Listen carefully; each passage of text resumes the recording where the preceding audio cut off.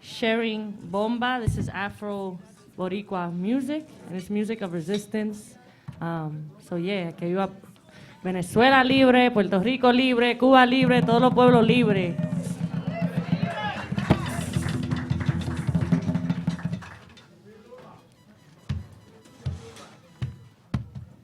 Congo libre no espera más, hoy ya cogemos la libertad.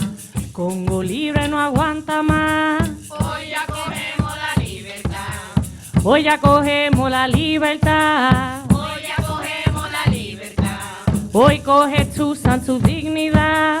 Hoy ya cogemos la libertad. Ay, mujer libre no aguanta más. Hoy ya cogemos la libertad. Hoy ya cogemos la libertad.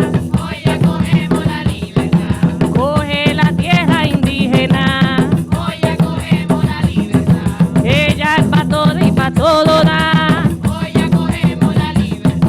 Ahí siento las islas, hay una Fermina. Hoy ya cogemos la libertad. Oye, guerrillera, tú eres de la mía. Hoy ya cogemos la libertad. Siento las islas, hay una Carlota. Hoy ya cogemos la libertad. Oye, Lucumí, tengo orgullo de tu raíz. Hoy ya cogemos la libertad. Ay, Congo libre no espera más.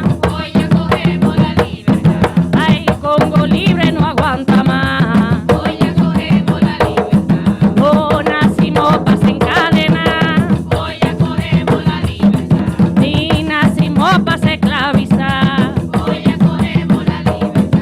Ay, mujer libre no aguanta más. Hoy ya cogemos la libertad. Hoy Lolita tira su bala. Hoy ya cogemos la libertad. No hay ser humano que es ilegal. Hoy ya cogemos la libertad. Siembra tu tierra indígena. Hoy ya cogemos la libertad. Hoy coge Nani pa' la loma. Hoy ya cogemos la libertad. Hoy Cuyo sale así marrona. Hoy ya cogemos la libertad. Ay, negro libre no espera más. Hoy ya cogemos la libertad. Ay, negra libre no aguanta más. Hoy ya cogemos la libertad. Que la tierra pa' todo y pa' todo da. Hoy ya cogemos la libertad. No nacimos pa' ser dominadas. Hoy ya cogemos la libertad. Ni yo nací pa' morinca. Hoy ya cogemos la libertad. Hoy Lolita tira su ala. Hoy ya cogemos la libertad. Betan se pega su grito ya. Hoy ya cogemos la libertad. Abajo la fucking colonia ya. Hoy ya cogemos la libertad. Que mi pueblo quiero ver en libertad. Hoy ya cogemos la libertad. Hoy coge Susan su dignidad. Hoy ya cogemos la libertad. Hoy coge Legba su tierra ya. Hoy ya cogemos la libertad. Ahí en todas las islas hay una Fermina. Hoy ya cogemos la libertad. Oye, guerrillera, tú eres de la mía. Hoy ya cogemos la libertad. Y siento las islas hay una Carlota. Hoy ya cogemos la libertad. Oye, Lucumí, tengo orgullo de tu raíz. Hoy ya cogemos la libertad. Oh, Congo libre no aguanta más. Hoy ya cogemos la libertad. Ay, Congo libre no espera más. Hoy ya cogemos la libertad.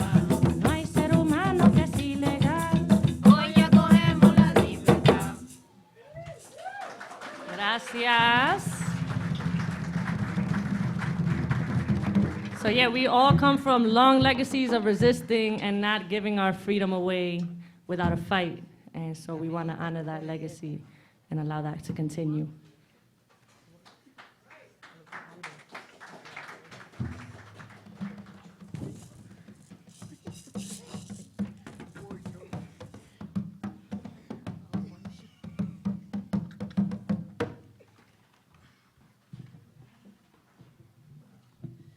Estoy buscando un árbol que me dé sombra, porque el que tengo calor a mí me da. Estoy buscando un árbol que me dé sombra.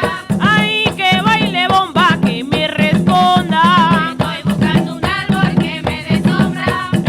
Porque el que tengo calor a mí me da. Estoy buscando un árbol que me dé sombra. Ay, que baile bomba, que me responda. Estoy buscando un árbol que me dé sombra. Ay, que me dé sombra, que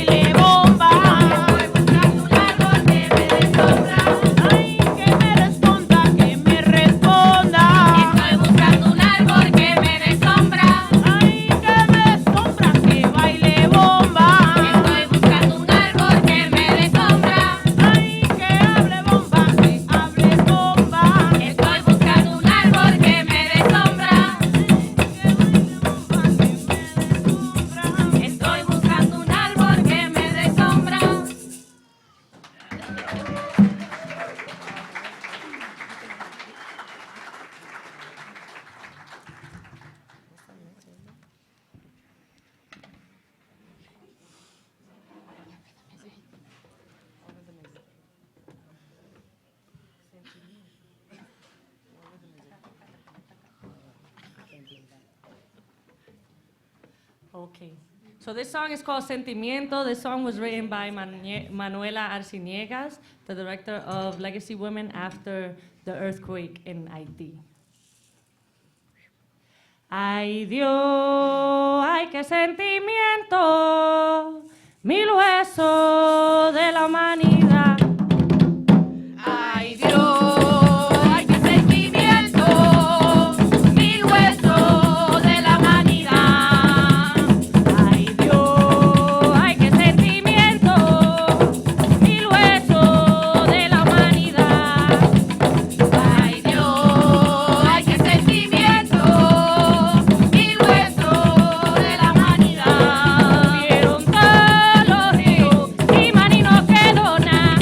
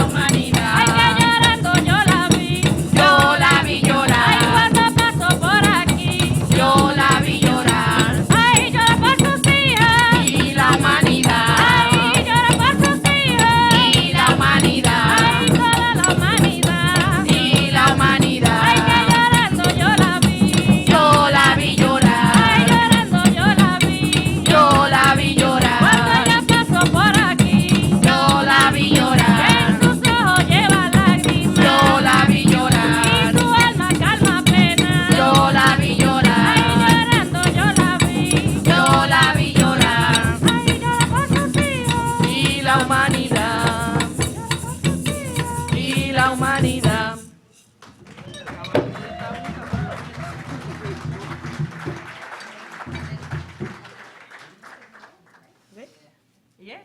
So I guess we're going to sing one last song, and then we're excited to hear about the report back from Venezuela.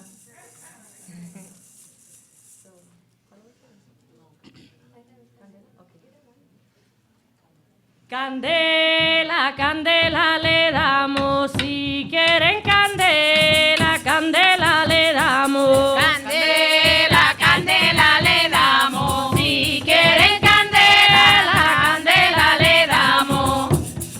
Candela, candela le damos. A lo imperialista, candela le damos. Candela, candela le damos. Si llega la guardia, candela le damos. Candela, candela le damos. A lo imperialista, candela le damos. Candela, candela le damos. Si joden al pueblo, candela le echamos. Candela, candela le damos. Hija de la candela y no nos quemamos. Candela, candela le damos. Si quieren candela, candela le echamos. Candela, candela le damos. Al que jode al pueblo, candela le damos. Candela, candela le damos. Si llaman la guardia, candela le damos. Candela, candela le damos. Si quieren candela, Candela le damos. candela, candela le damos. Si quieren candela, candela le damos. Candela, candela le damos.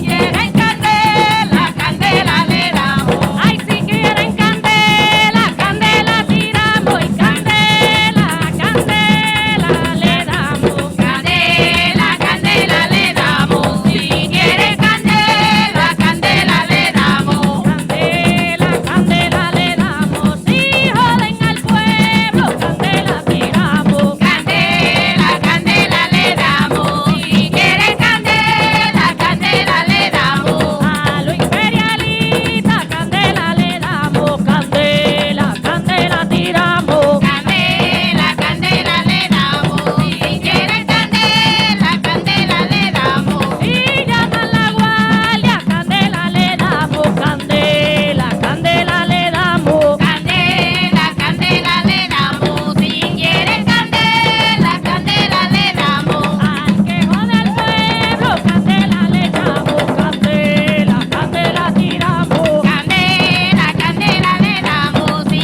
quieren candela, candela le damos. No piden candela, candela tiramos. A lo imperialista, candela le damos. Candela, candela le damos. Si quieren candela, candela le damos. Si quieren candela, candela le damos. Candela, candela le damos. Candela, candela le damos. Si quieren candela, candela le damos. Candela, candela le damos. Si quieren la guardia, candela le echamos. Candela, candela le damos. Si quieren candela, candela le damos. Candela, candela le damos. Si quieren candela, candela le damos. Candela, candela le damos. Si quieren candela, candela le damos. Candela por arriba, candela para abajo. Candela, candela le damos. Candela, candela le damos. Si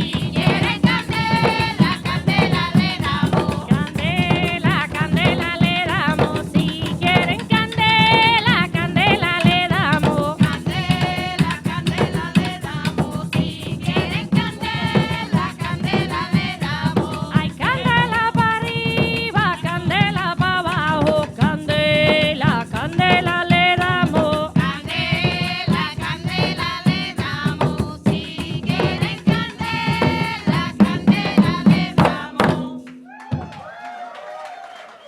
Gracias. Viva Venezuela libre. Socialista de su pueblo. Thank you, Legacy Women. Another round of applause. They set the stage for a really great talk tonight. Thank you very much.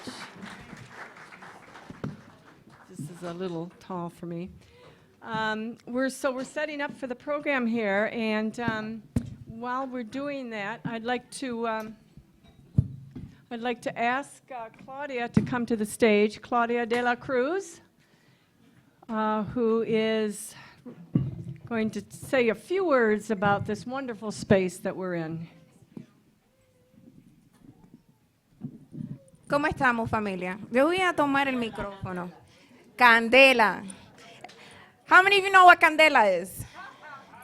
We're gonna put fire on their imperialist asses. That's what it means. Candela le damos.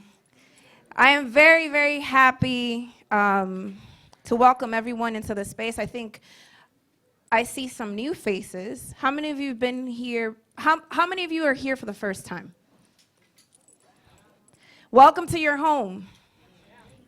So we are an unapologetically anti-capitalist, anti-imperialist, anti-patriarchal space. And we understand as the People's Forum that the best antidote to imperialism is internationalism. And we hope in every way, shape, or form to reclaim the legacy of internationalism that lives in New York City. Does internationalism live in New York City? Yes. Does it live in New York City? Yes. We say that we are an incubator for the working class.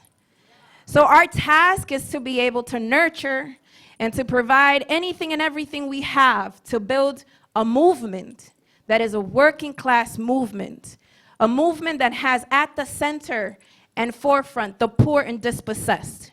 I have a question for you. If the poor were the ones making policies, if the poor were the ones in control of the state, wouldn't life be better? Yes. All right, so that's what we aim for. In this space, which is a collective space, we've had the opportunity to welcome a lot of our comrades. And we want to say, Viva Venezuela! Without any intervention of the United States. Viva Cuba! Without any intervention from the United States. Viva Nicaragua! Without any interventions from the United States. And Viva Latin America and the Caribbean without any intervention from the United States. We want to say that we are completely in solidarity with the revolutionary processes of the world. And just as we understand there's a need to build a movement here, we understand that there's a need for a global movement of poor people at the front to solve the problems and issues that capitalism has created for us. Poor people are definitely not the ones to blame for poverty. And so we are the only ones with the solution. We welcome you into the space. In the spirit of internationalism, there is an announcement that I want to make. So how many of you know about Western Sahara? There's a strong struggle in Western Sahara for self-determination. Renata, raise your hand. See that amazing, intelligent young woman over there? She's also beautiful, but that's an added point. She is my comrade and colleague, and she is also the coordinator for the international projects in the space. There's a teaching that's happening next Wednesday, the 19th. Next Wednesday, the 19th, we're having a teaching in the space. Again, comrades that are going to be speaking to the realities of the Western Sahara, but also the resistance that's being developed. Again, welcome again to your home. If this is the first time you come here, visit us again, drink some coffee, chill, come visit the library, engage in conversations with the folks here. We're not only internationalists, we're good people. Thank you so much.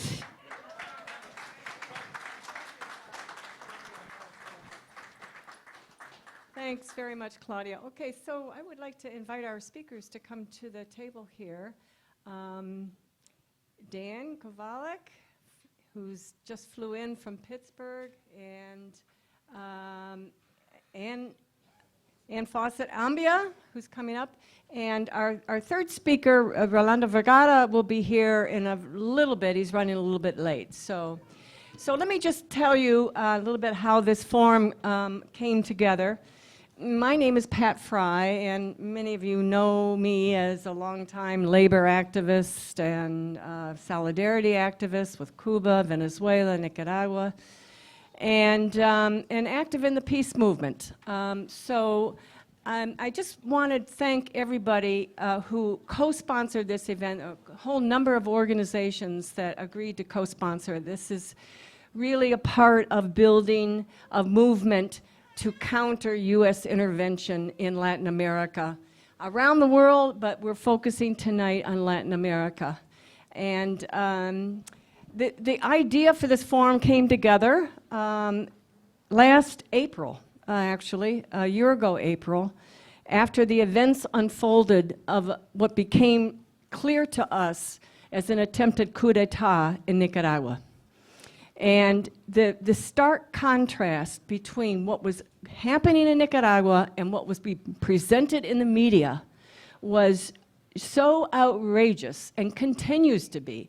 So we wanted to do a forum that kind of gets out on the table what happened in Nicaragua, and then not too long after last April, then the Trump administration began moving very, very, very sharply to intervene in Venezuela with another coup attempt that they orchestrated this past April.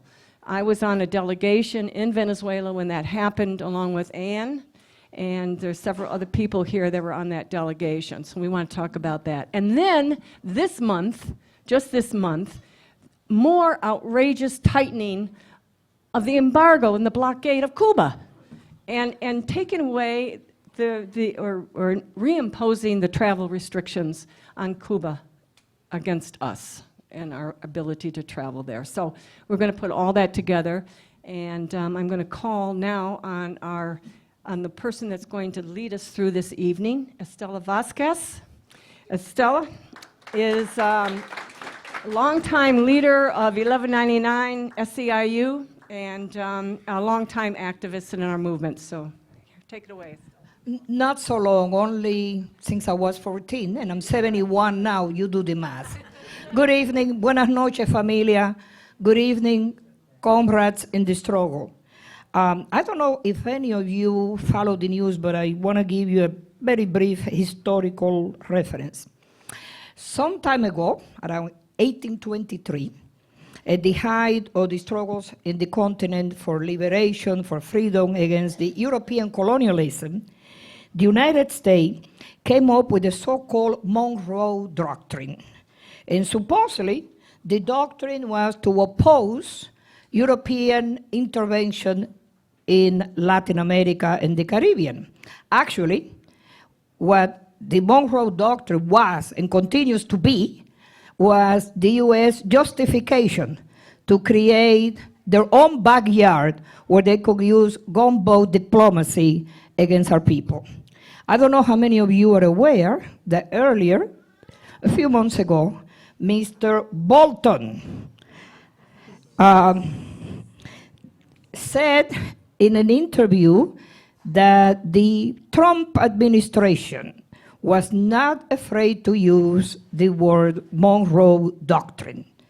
So we are here tonight to deliver a message to Trump, to Bolton, to Elliott, and all the other killers in that administration, that neither are the people of Latin America afraid to use the word resistance and fight back against the Monroe Doctrine. And the Sisters of Legacy had a song, and I think it's more than just fire. I think what the message of the song is, you want to fight? By hell, we will give you one fight back. And that's what Venezuela, Nicaragua, and Cuba are doing and will continue to do with our support and our internationalism. And I just want to, before I introduce the first speaker, quote a African revolutionary. His name was Amilcar Cabral. One of the quotes of Amilcar, at least my favorite one, was that solidarity is not an act of charity. Solidarity is an act of defense of mutual interest. And it is in the interest of the poor, the working class people, and the people of color inside this country, the workers inside here, to defend Cuba, Nicaragua, and Venezuela, because when we defend them, we're defending ourselves, our rights, and our interests. And now it gives me great pleasure to introduce the first speaker, who just reminded me that we met in a bar in Venezuela. I don't remember the year. It was recently, it was last year. I remember that delegation now. So many delegations. We have, yes. Dan Kovalik is a labor and human rights lawyer. He teaches international human rights at the University of Pittsburgh Law School. Dan served as a legal counsel for the United Steelworkers of America for over 25 years, graduating from the Columbia School of Law. He's an author of several books, including his latest, The Plot to Overthrow Venezuela, How the U.S. is Orchestrating a Coup for Oil. Books will be available for purchase and signing later. Please join me in giving a people's welcome to Dan to this evening. Thank you so much. I'm just very honored to be here. I was thinking, as I was sitting waiting to speak tonight, that when I was 19, I went to Nicaragua during the war in 1987, during the Contra War, to do reforestation work on the border with Honduras and Ocotal, which was a life-transforming experience for me. My entire view of the world and my country and how it related to the rest of the world changed, and I was just thinking how at that time it would have been a dream for me to be speaking at something like this. So I'm very grateful to be here. There's a lot to be said, obviously, a lot happening. One thing I mentioned in my book, I think I'll start. One of the things that I try to do in my writings, and I want to thank Skyhorse Publishing, which is just around the corner here, for publishing my books, by the way. I try to break down this idea of humanitarian interventionism, which I believe is the most dangerous doctrine in the world today. And so what is that? Essentially, it's the idea that countries, and by the way, it's always countries of the North, must intervene militarily in other countries to protect human rights. Okay, and I'll give you an example of how this works, right? And it's a very strong doctrine, and it's a mandatory doctrine. That is to say, if the U.S. isn't bombing somewhere, the belief goes, it's not defending human rights. Right? And so I'll give you an example of this. The only time, or one of the only times that the mainstream press, the elite press, the New York Times, Washington Post, considered Donald Trump to be acting presidential, and they used that term, was when he bombed Syria in response to the ostensible chemical attack, which, as we know now, was probably staged. And yet, this is the mindset of the intellectual elite in this country, and in particular, the liberal elite. And it's fascinating to see how this works. For example, recently Trump met with Vladimir Putin, and after the meeting he said, well, maybe things in Venezuela aren't how I thought, and he started to back off an intervention. Immediately, the New York Times, NPR began to jump on him, right? And the New York Times ran a piece that said, Trump promised to tame the rogue nations, now they're taming him. And they were goading him into doing something against Iran and Venezuela, North Korea. This is the so-called liberal press. But this is a bad religion that I try to root out. And the way it works, it's a very insidious thing. First of all, it works through projection. The idea being that, if you know any, Freudian psychotherapy, projection is, I have a bad thing about me, and I can't deal with that, so I blame you, right? So I'm a kleptomaniac, say, and that's hard for me to accept. So I blame you for stealing all the time, right? And that's what the U.S. constantly does. It blames other countries for what it is doing. And what it does is take away blame and guilt from the U.S. And what it often will do, and I'll give a great example of this that's very relevant to the recent news cycle, is it likes to look at other countries and the bad things they do and really focus in on that. And it relieves people's stress about their own country. So let's give an example. Just this last week, there was the annual commemoration of the Tiananmen Square massacre, right? Every year, but particularly on the, years with nines in them, because it happened in 1989, for about a week or so, we'll hear on NPR, we'll read in the New York Times about the Tiananmen Square massacre, right? Because it was, we are told, one of these great historic events. I'm not going to get into what happened or why it happened, because this isn't about China, but let's just assume what we're told happened was that there were protests in Tiananmen Square, and the estimates are that between 300 and 3,000 protesters were killed by military forces in China. And again, this is considered, in the West, one of the great historic events that, again, we must pray at the altar of.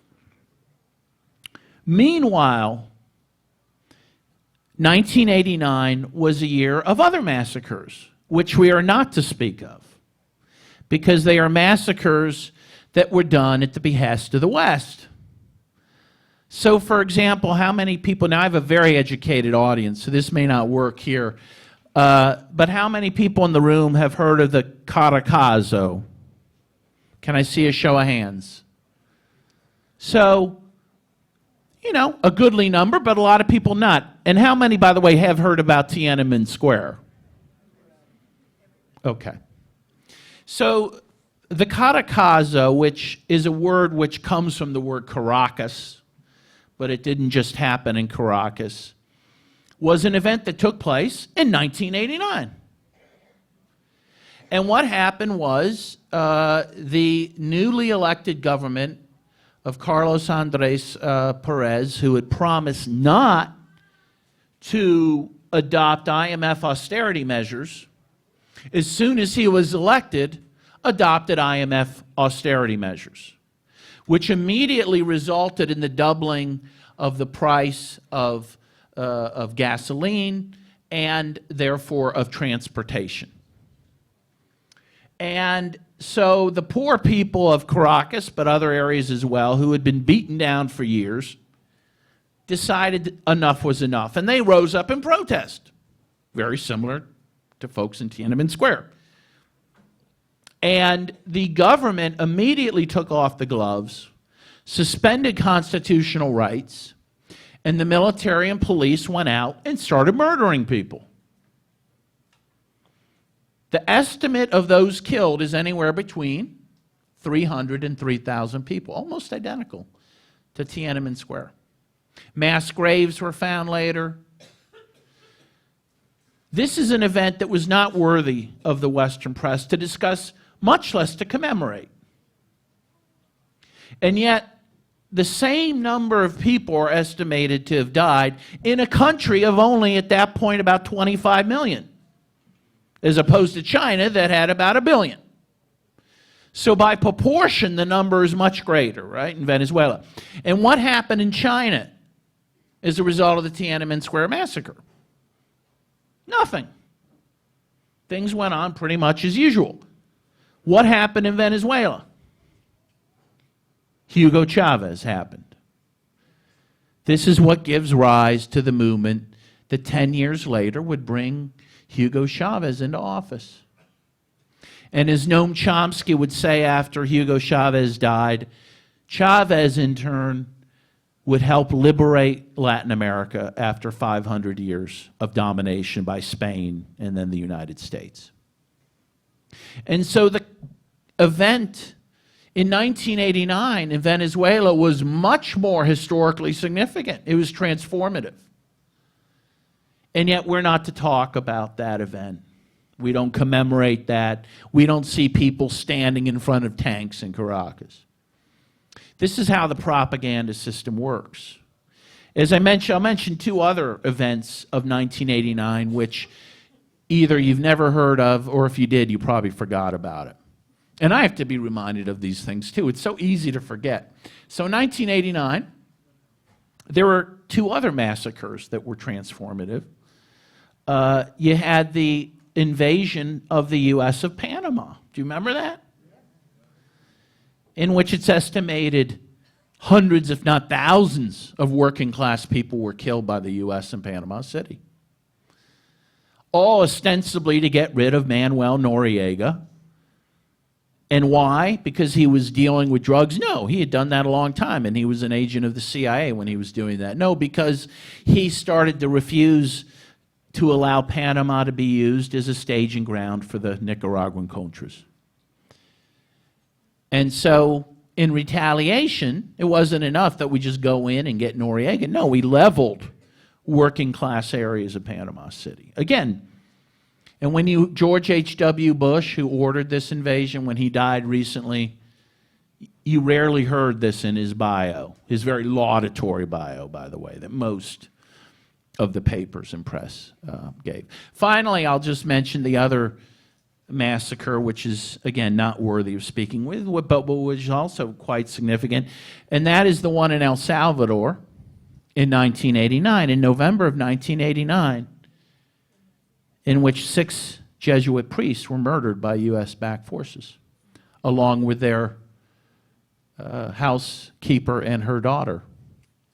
And this was the culmination of the U.S.'s war against liberation theology in Latin America, in which the U.S., through its forces in Latin America, killed hundreds of priests and bishops. But again, not worth discussing. That would be too troubling. Okay. So let me get into the heart of the matter then. A brief history first of Venezuela.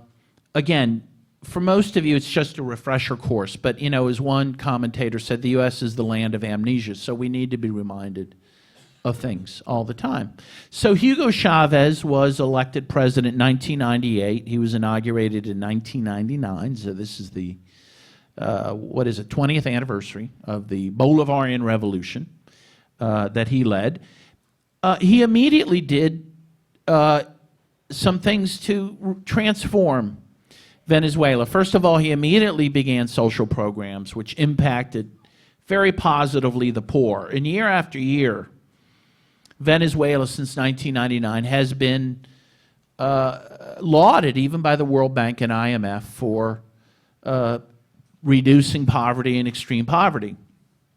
The other thing he did was give land back to disenfranchised Afro-Venezuelans and indigenous people. He supported convoked a constitutional assembly, which redrafted the Venezuelan Constitution, and which was approved by a referendum of the entire country. And this Constitution, amongst other things, for the first time recognized the Afro-Venezuelan population and its civil rights, recognized the indigenous population and their languages. And since that time, the government of Venezuela has supported efforts to preserve indigenous languages in Venezuela. And one of the reasons, and first of all, if you look at the demonstrations, whenever you have a chance, if you look at the pro-government demonstrations and the anti-government demonstrations, you will see there's a difference in the shade of color of those demonstrations. Because those who, generally speaking, who want the government of Maduro to fall are lighter skinned, better off economically. This is just a fact. And when you look at the people demonstrating in support of the government, they tend to be people of color, because those are the people who have benefited from the revolution. And those who want Maduro to fall are people who, amongst other things, really resent the fact that their white privilege, as they see it, has been taken away from them. And again, this is a fact which is not talked much in the U.S. press, right? In a press that really cares about these things generally, right? Diversity, politics, and whatnot. We don't hear this. And in fact, when people mention it, it's considered verboten that you would say these things. But it's important to mention. And the opposition has often attacked Chavez in particular for being black and attacked him with racial epithets. And recently, when there was the Embassy Collective that tried to, and there's some folks here from the Embassy Collective I'd like to give applause to, who defended the Venezuelan embassy in Washington from being taken over by the Juan Guaido forces. Many of those folks in the embassy trying to protect it had anecdotes about opposition people in the streets hurling racial epithets at them. There is a racial component to this struggle as well as an economic one. And I think that needs to be remembered when we're thinking about, which side we are on. But the other thing Chavez did, and this is important because Chavez and then Maduro now, the press just calls a dictator, right? I mean, it's incredible how the press operates, that, they claim to be a free press, and yet they tell us who the dictators are, right? And they tell us who the regimes are as opposed to the governments, right? Even as bad as Trump is, he never has a regime, right? He's got a government, right? But Maduro has a regime. And that's how we mark the people that we don't like. But one of the things Chavez did was democratize Venezuela through the new constitution. The new constitution put in all sorts of recall mechanisms, and Chavez himself had to stand for recall, I think at least 2 times. Moreover, the new Venezuelan government put into place this elegant electoral system, which Jimmy Carter said was the best electoral system in the world, in which you have to use fingerprints to even turn on the electoral machine. You have to show voter ID. And then when you do vote on the electronic machine, get a paper receipt, which you then put in a box. And those paper receipts are audited. About 54% of all the votes are audited the night of the election to make sure that the paper receipts match up with the electronic votes. It's an incredible system. There's no hanging chads, right? And it's uniform throughout the country, so not like in the U.S. where all 50 states have their own systems. And so, again, the idea that he's a dictator is just so offensive. The other thing we need to be reminded of, that while Chavez became president, was inaugurated in 1999, the U.S. immediately began to try to undermine him. By 2002, again, most of you know this, but you need to be reminded at times, by 2002, the U.S. had supported a coup d'etat against Chavez in which he was kidnapped. He was kidnapped and taken to a military base. And what did the opposition do immediately when they took power for the couple days they were in power?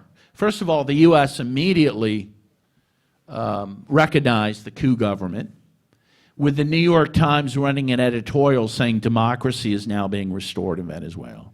Well, what did that democracy look like? The new president, self-declared president, Pedro Carmona, who was the head of the Chamber of Commerce of Venezuela, and there's a great, if you haven't seen it, you got to watch The Revolution Will Not Be Televised, which does televise this. He goes on TV and he says, here is the Constitution of Venezuela. It is gone. The Supreme Court is gone. The National Assembly is gone. Every mayor and governor that was elected since Chavez was elected is gone. This was democracy, according to the New York Times. But Chavez was brought back by the people who came down from the poor barrios and demanded he be returned to power.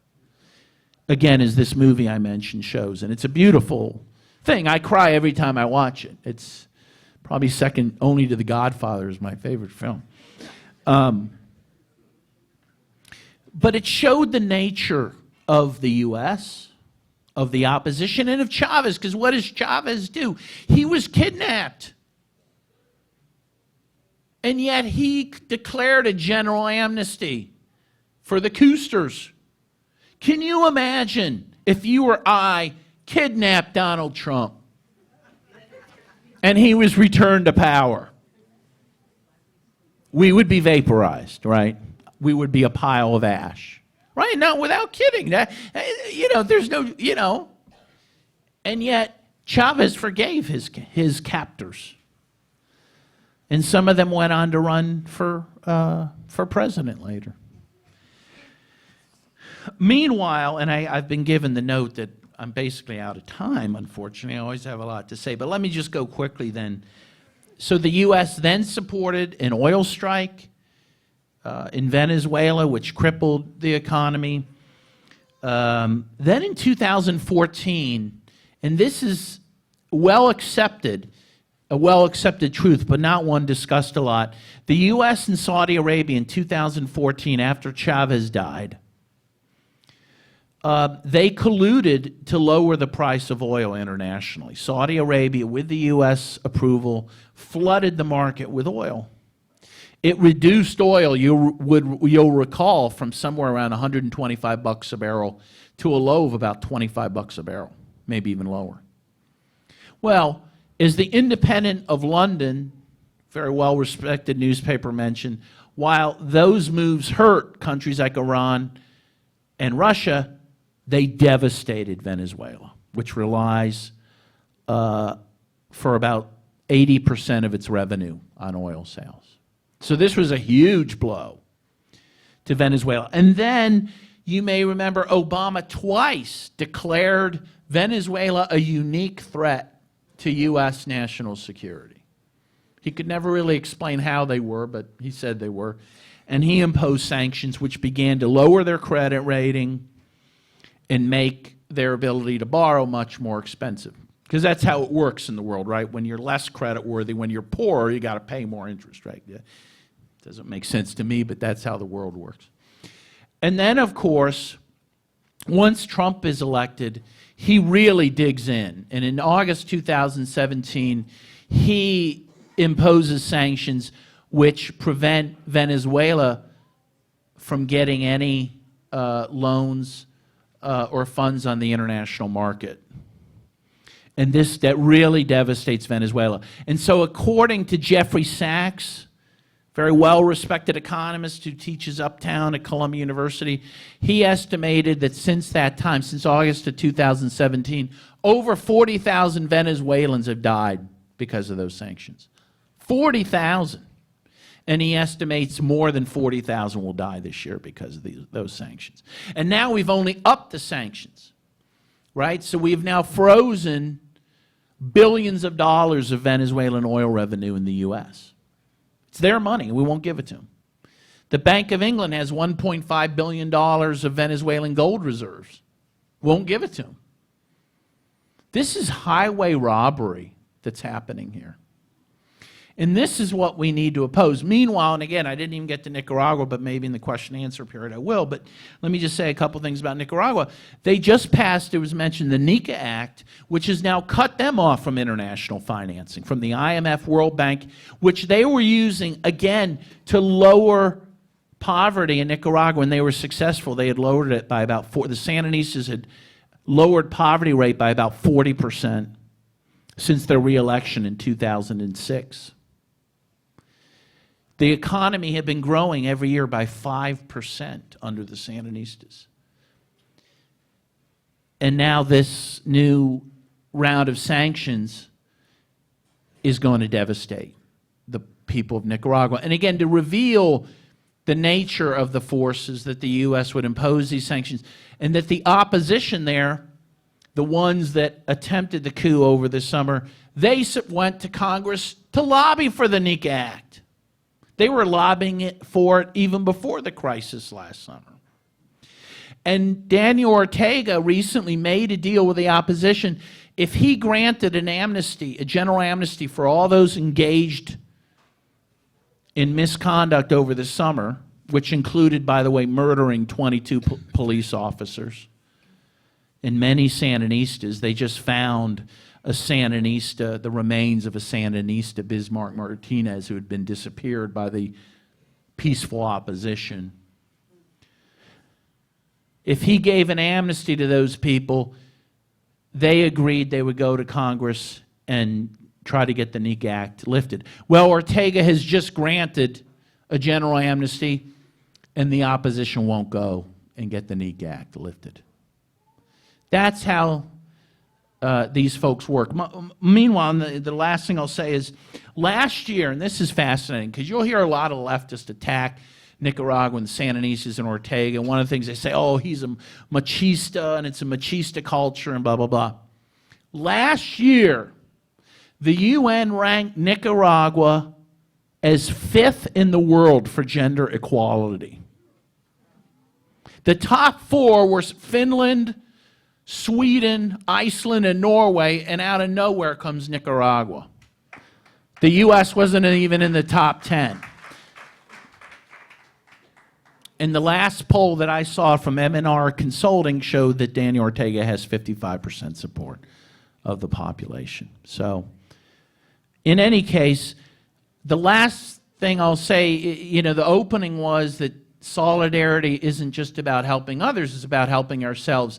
The governments in question, Nicaragua, Cuba, Venezuela, Brazil under Lula, these were governments that were defending, amongst all other things, defending our oxygen source, the rainforest. And the new leader of Brazil, who the U.S. is so close to, has now said all the rainforests are up for sale. And he's pushing the indigenous people out so he can put it up for sale. And now that Rafael Correa is out of Ecuador, there is now a U.S. military airstrip on the Galapagos Islands. And so we see what the U.S. is after and what the U.S. will do when it gets its way in Latin America. And that's why we have to do everything in our power to defend their sovereignty and their right to use their resources, not only for themselves, but to be stewards of it for the entire world. Thank you.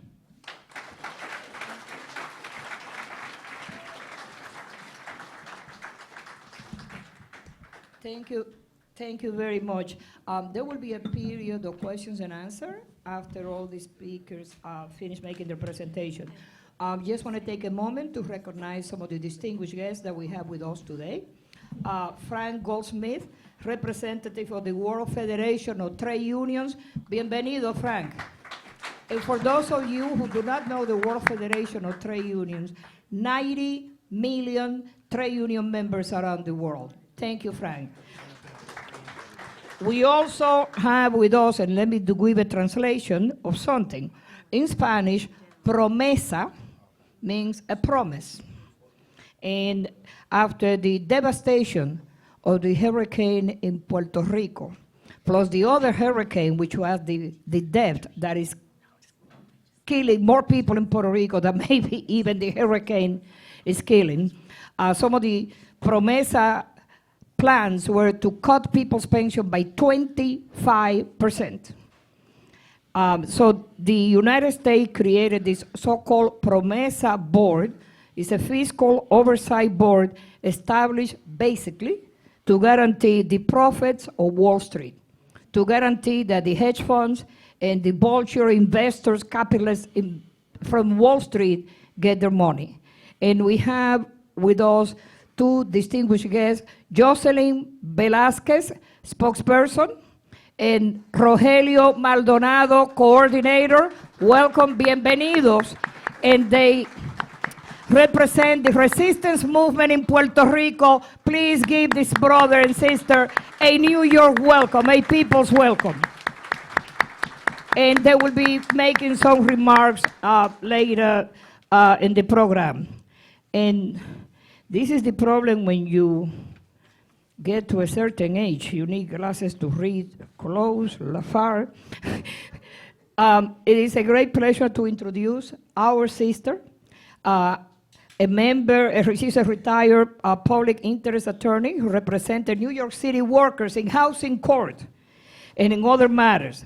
She's a longtime community peace activist and organizer, and she is currently on the board of Brooklyn for Peace, a member of Peace Action Bay Ridge, and she's involved with issues affecting the Bay Ridge Muslim community.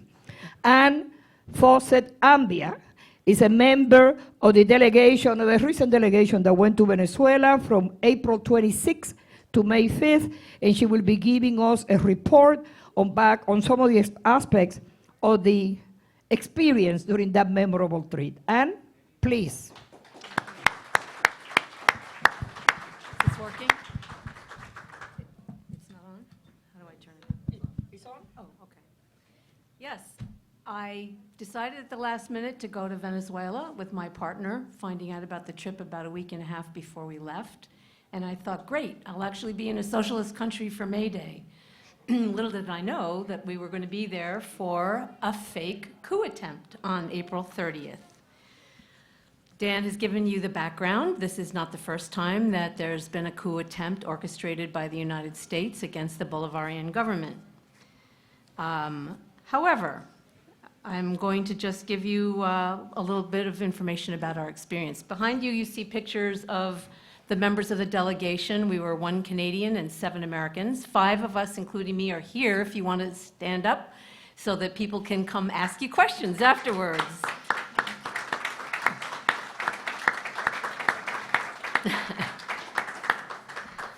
So Dan mentioned Maduro. Nicolas Maduro was vice president under Chavez. In the last election, under impeccable election conditions, he was elected by 62% of the vote. Who is the big contender, allegedly, for president now? Juan Guaido, who before he declared himself president in January, was a mid-level official in the opposition-dominated National Assembly. He was the speaker because it was his turn, not because he was elected to that position. He is someone who's been handpicked and trained by the CIA and other US government forces. He was a key participant, in fact, in the Generation 2007 anti-government demonstrations, and co-founded an organization called Popular Will with Leopoldo Lopez, the infamous, who engaged in the violent street crimes known as guarimbas in 2014 and 2017, for which Leopoldo Lopez was under house arrest before he walked out on April 30th to join Juan Guaido in Juan Guaido's claim that April 30th was the day when the opposition was going to take over Venezuela. So, what happened on April 30th? Well, at 6:30 in the morning, we woke up in our hotel room to hear the sound of people banging on pots and whistles being blown and pops, loud pops that some people thought were big firecrackers and other people thought was gunfire. We couldn't see anything. Looking out the window, people were just walking around on the street as normal. Kids were going to school. People looked like they were going to work. There wasn't any gathering of anybody. One of us saw a person out on a fire escape banging a pot, and when they didn't get any response, they went back inside. We went in our bus to go to Hotel Copa, where we were attending a housing conference that was the 8th anniversary of the grand housing mission of Venezuela. 8th anniversary. Clearly, if there was a coup going on, the housing conference would not have been going on as scheduled. So after a short time of sitting in the conference, my partner and I began wondering what was going on outside. So we went out to the lobby and asked them to put the news on television. And we went back and forth between CNN and Telesur. Interestingly enough, both views were being broadcast simultaneously, another clear indication that no coup was going on because no television, radio station, newspaper, or anything else had been taken over by anybody. So we heard that at 6 o'clock in the morning, Juan Guaido had claimed that today was the day for the opposition to take over the country, and that he had taken over the Carlotta Air Force Base, and the military was standing behind him. There were all kinds of allegations being made by Bolton that Maduro was terrified and had a plane ready to flee to Cuba. Pompeo had claimed that there were all these high-ranking officials who'd agreed to remove Maduro from office, including, and he named Defense Minister Vladimir Padrino as one of them. In the meantime, we're looking at Telesur, and we can see that Juan Guaido and Leopoldo Lopez are not in Carlotta Air Force Base, but in fact across the street, standing on top of a car. I'd like to show you some, this is our housing anniversary. I clearly forgot to move this forward. Here we have a picture of Guaido and Lopez standing on top of a car, claiming that they had the full force of the military and millions of people in Venezuela standing behind them. What was really going on, however, was that there was, in the neighborhood of Altamira, which is the white, rich neighborhood of Caracas, and which is Guaido's base, there were some street scenes going on that were reminiscent of the guarimbas of 2014 and 2017, as you can see in these pictures. There were some people standing on an overpass who were making Molotov cocktails and throwing them. There was a bus, at least one bus that was burned. And we'd switch over to watching CNN. This is a photograph that was actually taken of what was on the screen. You can see Defense Minister Vladimir Padrino affirming his loyalty to Maduro, despite Bolton's claims that he had defected. And the armed forces was also on Telesur, affirming their support for Maduro. This was a scene from the television that as we were watching it, of the people who had become violent, who were making Molotov cocktails and throwing them. So while they were doing this, and there were these scattered instances, all of which took place in this neighborhood of Altamira, thousands of people started marching into Miraflores, which is where the presidential palace was, to affirm their support for President Maduro. And these are some photos that you can see of the thousands of people who just showed up on that day. And before the end of the day, this is just a photograph, but I actually saw the footage on television of thousands of soldiers standing around President Maduro, claiming their support for him. So what we did here at the end of the day was that,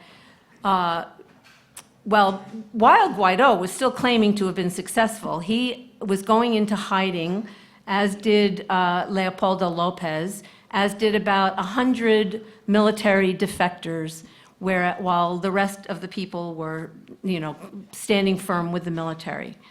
There was no major defection, there was no coup. And the next day,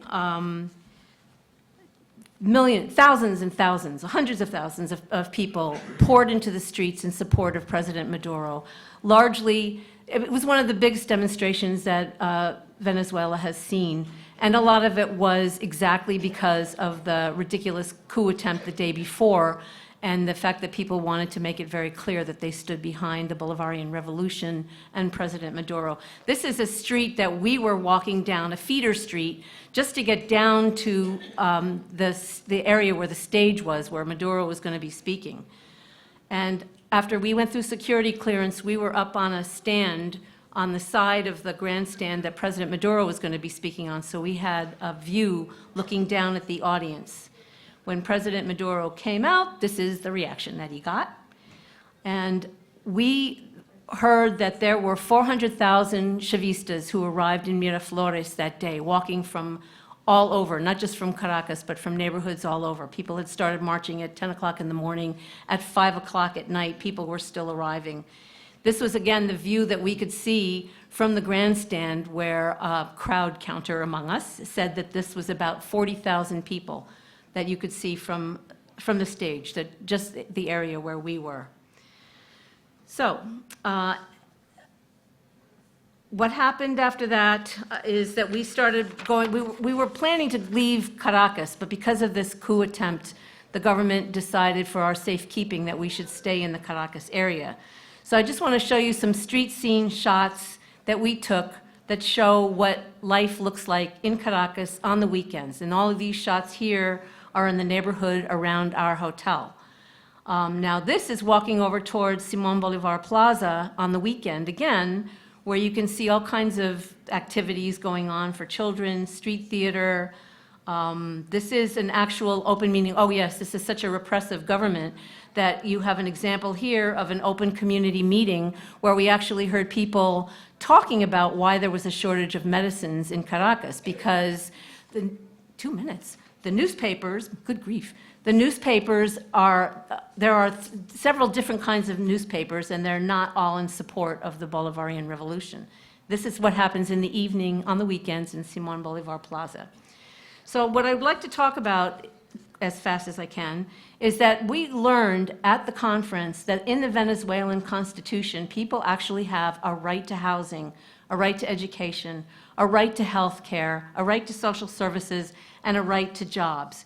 And we went with the delegations from the housing conference to a community called Vargas, where in 2010, this photo that I took of the screen shows the complete devastation that happened in that neighborhood.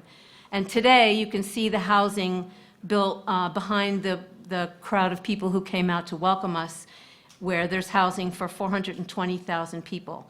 They have daycare centers, they have schools, health care. We went to this clinic, a diagnostic clinic in La Catia, where we found out that instead of troops from Cuba, actually there are doctors from Cuba who are assisting in training people.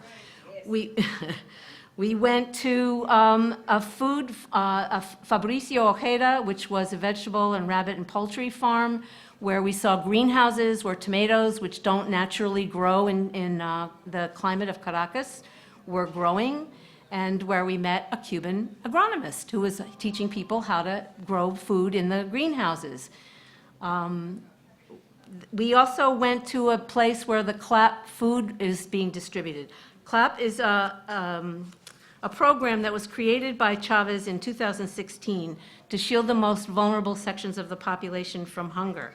And it's an acronym for the Local Committee for Supply and Production. It supplies about 6 million people with bags of food every 2 weeks that contain essential things like rice and flour, toothpaste, toilet paper, cooking oil. And these boxes or bags of food cost about a penny to the dollar for people to purchase. And here you can see us in the center. And one of the things, Dan already talked about sanctions, but one of the things that's happening, that the United States is doing now, is increasing the sanctions and talking about cutting the food that's being imported for the CLAP program. Right now, only about 2 of 12 shipping companies are being allowed to bring products into port in Caracas. So whereas the Venezuelans want to expand the program, the sanctions are, as we all know, they're economic warfare against the people. And who are the people who are going to be suffering? It's going to be the people who need to eat. The people who can't afford to survive without some kind of assistance. Now, what we did, this is the last day that we were in Venezuela, and I'm really happy to say that we took this action. We were in Simón Bolívar Plaza with our signs. We had a press release that we read, and we were actually interviewed on different kinds of media. But on this last day, we actually went into Bolivar Square with our signs, and immediately people from all around came, as they were everywhere we went, welcoming us, hugging us, encouraging us to come home and talk to people about what we saw, and telling us that the most important message we could bring home is that we as Americans, as North Americans, are the only ones who can stop the United States from continuing to try to smash the Bolivarian Revolution, which is an incredible society that's developing in South America.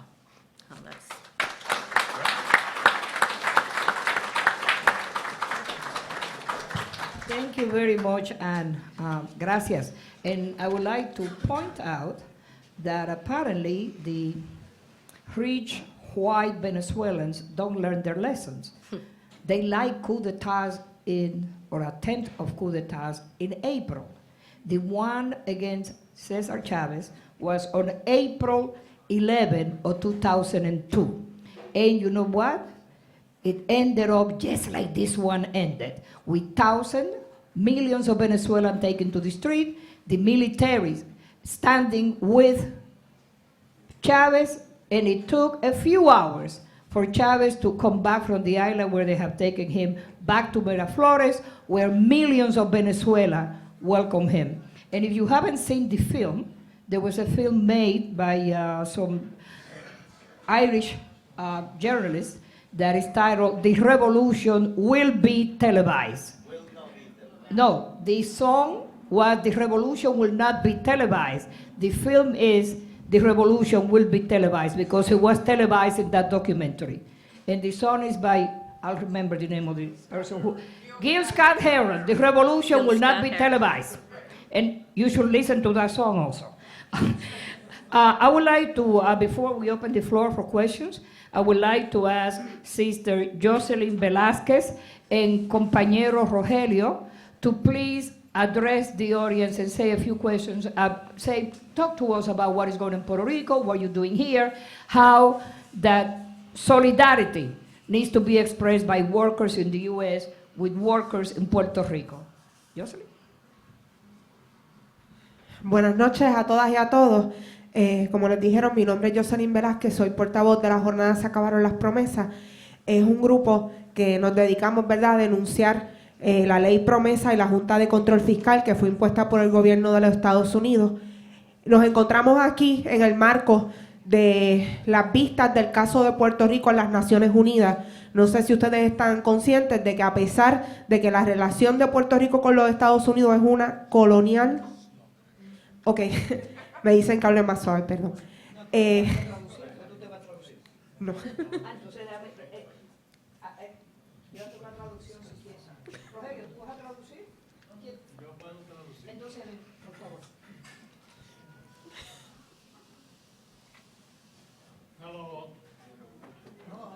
Hello. I'm Frank Vergara. I'm going to be translator for the compañera. She said that they represent the resistance movement in Puerto Rico. The name of the organization is Jornada Se Acabaron las Promesas. As Estela said earlier, when the Obama administration approved the Promesa bill, it established a fiscal control over Puerto Rico.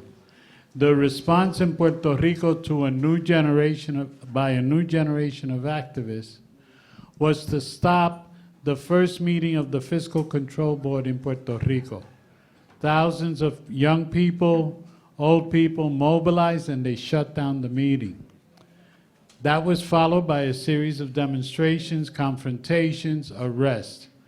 We now have another Puerto Rican political prisoner in this country, brought from Puerto Rico, Nina Droz, a young hip-hop artist with a lot of influence among the younger generation who was targeted and arrested. Jocelyn said, they are here. There's a delegation from Puerto Rico of that movement that will testify June 24th at the United Nations in the annual hearings of the Decolonization Committee on Puerto Rico. Many movements and parties and activists here testify every year on the situation in Puerto Rico. Sí, me pidieron que explicara cómo estaban las cosas en Puerto Rico, pues la ley promesa en estos momentos está siendo impugnada en el Tribunal Federal y los tribunales federales han determinado que es inconstitucional y le han exigido al presidente Donald Trump que nombre nuevamente a los integrantes de la Junta, porque la Junta es una estructura federal y no le pertenece al gobierno de los Estados Unidos. Right now, the Fiscal Control Board is being challenged in the federal courts in Puerto Rico. It was declared unconstitutional, and therefore it is being demanded by the courts that the Trump administration assign new members of the Fiscal Control Board.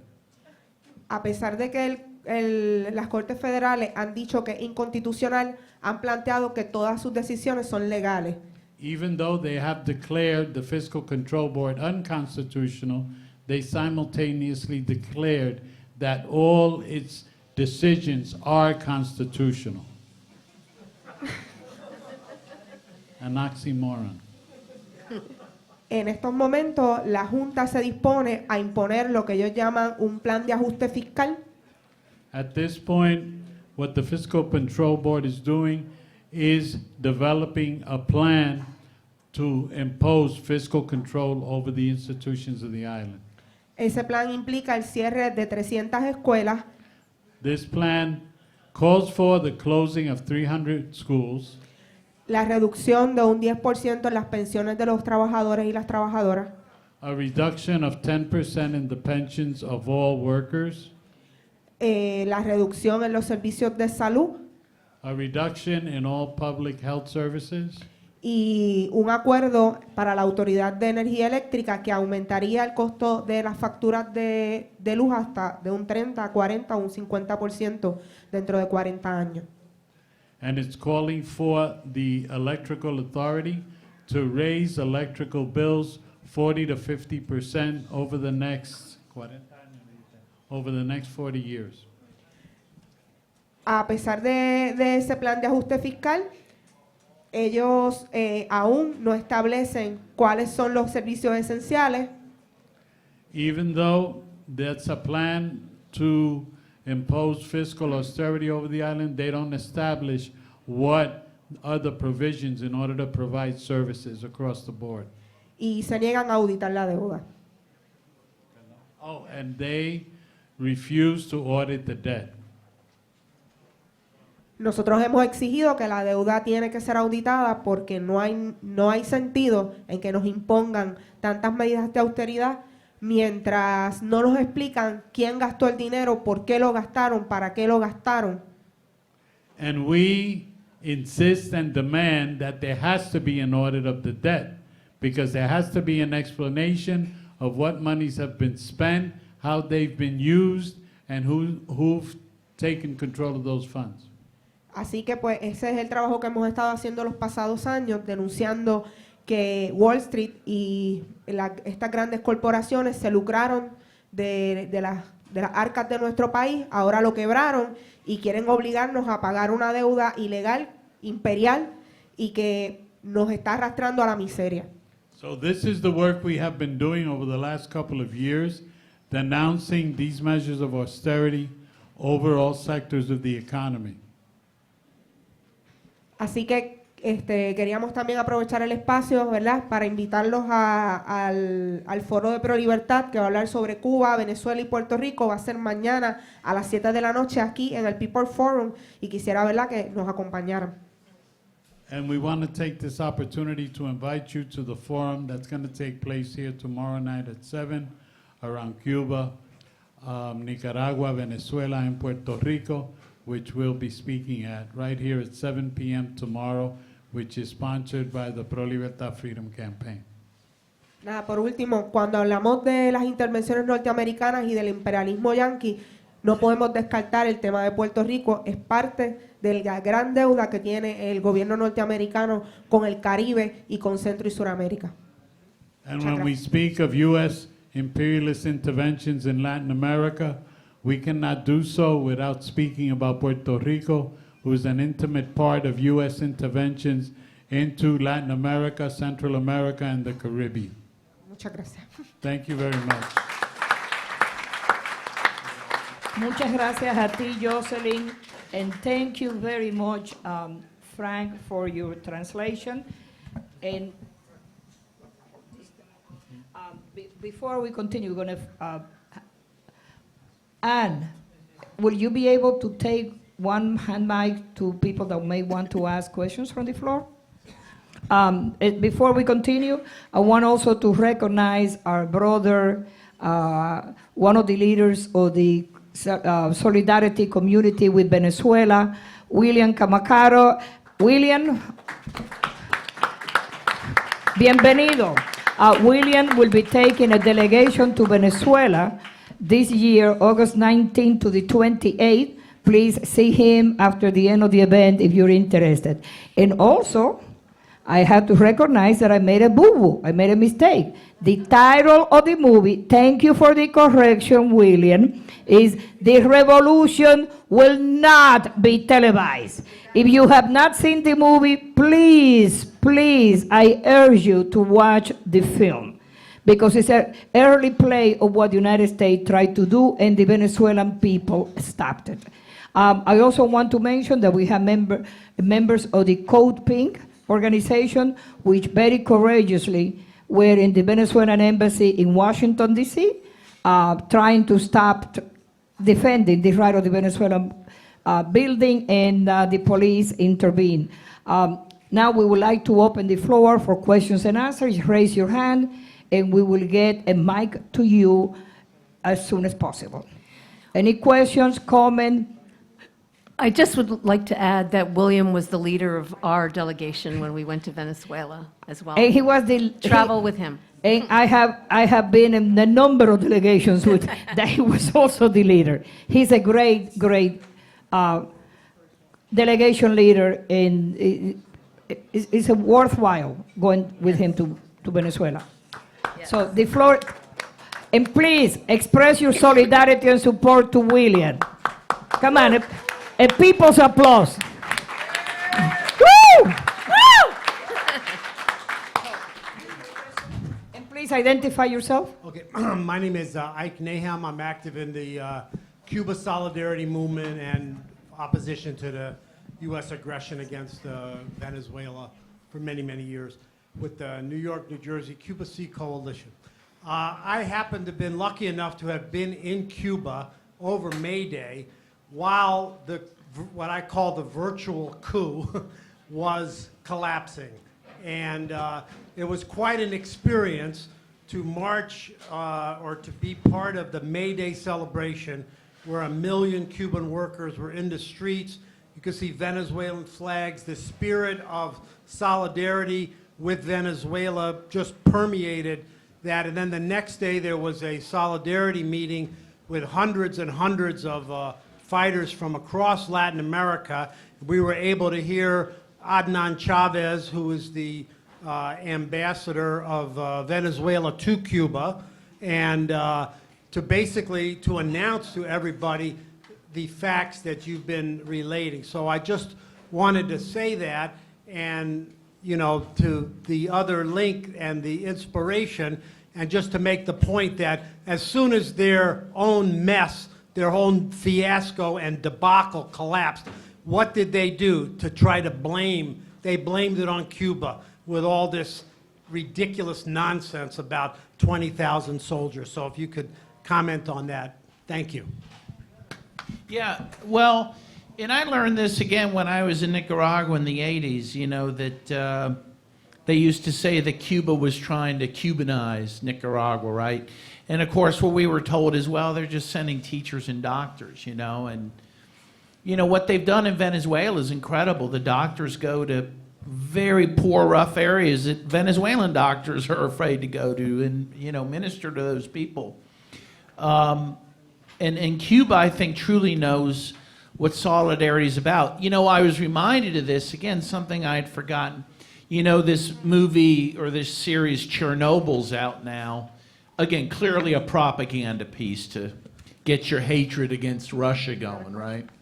But I forgot, again, that who took in the kids from Chernobyl was Cuba. Took in 20,000 children and gave them free housing and medical care for the rest of their lives. And that is the story that isn't told. The other thing, you know, Venezuela and Cuba, even the New York Times acknowledged this in an article, acknowledged that Cuba and Venezuela were at the front line in the fight against cholera in Haiti, their medical teams. And Venezuela and Cuba have partnered together in Operation Miracle, in which they've given sight to millions of blind people around the world, including, by the way, to the Bolivian who shot Che Guevara in an act of what many might consider almost, Christian forgiveness. But again, those are the things that we have to remember, are those types of acts of solidarity. I remember there's a book called Conflicting Missions, great book, about Cuba's role in liberating Southern Africa. Let's not forget, Nelson Mandela credits Cuba and Fidel Castro for their defeat of the South African army, which he believes brought the South African government to the bargaining table with Mandela. But in that book, they mentioned that right after the Cuban Revolution, right after Cuba began helping other countries, including Algeria, who also had a revolution shortly thereafter. And the Algerian president said it was like a beggar giving help to another beggar. Here's this poor country that, by a lot of measures doesn't have a pot to piss in, and yet they send doctors to 70 different countries. It's a beautiful story, right? And one that isn't told enough. And these sanctions against Cuba and the sanctions against Venezuela that prevent Venezuela from getting cheap oil to Cuba are already hurting Cuba and the Cuban people, and it's going to hurt other people because it's going to lower their capacity to do these international projects. But we can't forget that, and again, I want to mention the other thing about Chavez, the great enemy of the United States, who gave cheap oil to poor people in the United States, in the Bronx, in Boston, and who offered to help after Katrina. And Citgo, the Venezuelan oil company, actually did help, but a lot of the help Chavez offered was simply rejected by the United States. But this is our enemy, right? These are people who bear ill will towards no one, which is quite incredible. I hope that answers your question. I just want to add that the U.S. has been trying to smash the Cuban Revolution since it started, just as much as it has in the Bolivarian Revolution.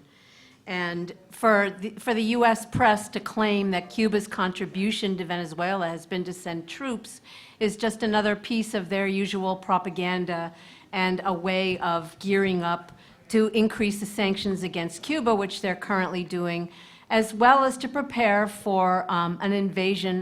They're going to be looking for an excuse to invade Venezuela. I actually just want to say, a lot of you, I'm sure, are aware of this, but the U.S. has their plans all laid out. This is a Southcom document that was signed February 23rd, 2018, that's called The Plan to Overthrow the Venezuelan Dictatorship.